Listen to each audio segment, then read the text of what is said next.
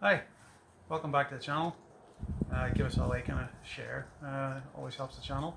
Just want to give an update on the roof clean that we did the other day. So it's had a couple of days to dry. So what I did was I kind of tapped it dry with some towels. So I have a whole bunch of these sort of lint-free cloths here. So once I'd washed it, I kind of laid the cloths down, left them off, and it lifts a lot of the surface water off. So it dried within 2 days. You can see it's looking fairly clean from where it was. There's still some patches of green around here, but it's starting to go. But it's definitely, this is much improved than where it was. It still has an issue really down this centre area, and you can see some of the spots. Now they've gone from being like a really deep brown, they started to fade. So, and you can see over in that area, it's much worse. But that's a big improvement on where it was. And certainly these areas here are much improved, and all along the front here, down the sides here.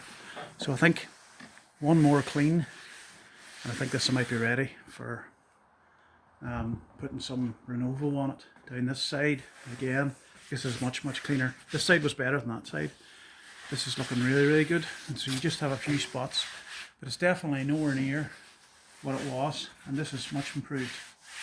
So I think I'm going to give it another wash and just see. So you can see a lot of spots. So I'm really going to focus on the center area rather than the edge areas. You can still see there's some of these lines here where where the power washing would have happened before. It's still present, but not so concerned about that. As long as I can get the dirt out of it, very much focus on this area. But I'm very happy. Like, this is much improved. So we had big spots here and here, and some of these spots we don't even see anymore. So that's a real improvement. So I'm happy with that.